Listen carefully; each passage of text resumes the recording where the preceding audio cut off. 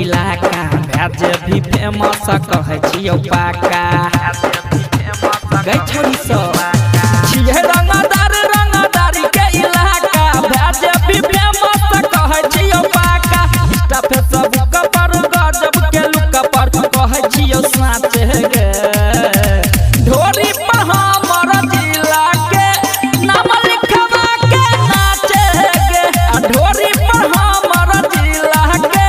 नाम लिखवा के नाचे गे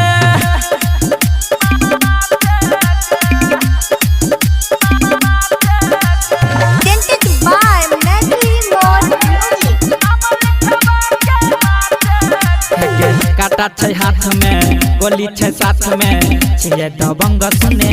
हम गे कमर हिला के नाच गे नचनिया जे बोलते मार देबै बम गे बैठ के रही है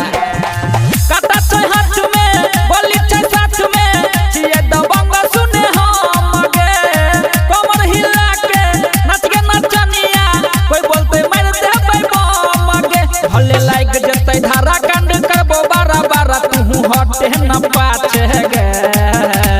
ढोरी पर हमर जिला के नाम लिखवा के नाचे गे ढोरी पर हमर जिला के नाम लिखवा के नाचे गे